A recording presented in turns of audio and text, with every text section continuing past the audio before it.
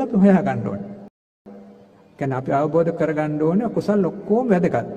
හැබැයි ඒ අතර පින්වත්නි තාම වැදගත් කුසල් තියෙනවා.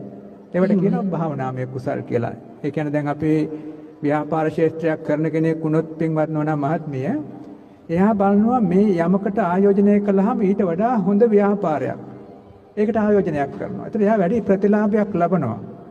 ඒ වගේම තමයි පින්වත් නෝනා මහත්මිය මේ අපේ කුසල් වල තියෙනවා මේ ගතියම.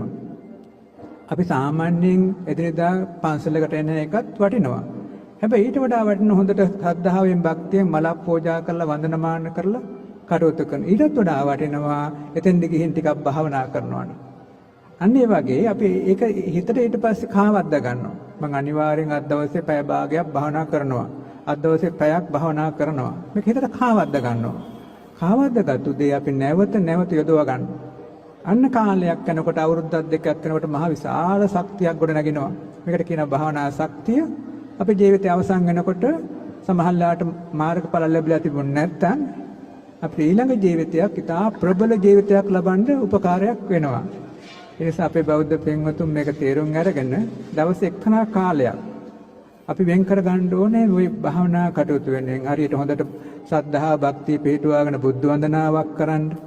එහෙම නැත්නම් ශ්‍රද්ධා භක්තිය පිහිටුවාගෙන බුද්ධානුස්සති භාවනාවක් වඩන්න. ශ්‍රද්ධා භක්තිය පිහිටුවාගෙන සංඝානුස්සති භාවනාවක්. නැත්නම් මෛත්‍රී භාවනාව.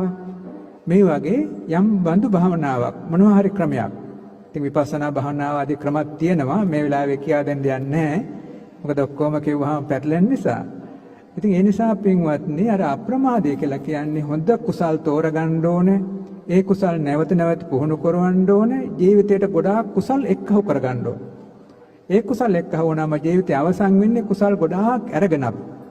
ඊළඟ භවයකට යන්නේ ගොඩාක් කුසල් අරගෙන. ඒතර ඒ ජීවිතය ඊටත් වඩා කුසල් එක්කව කරගන්නවා. නිවනට ඉතා ඉක්මනින් යන්න පුළුවන්කමක් ලැබෙනවා පින්වත්නි.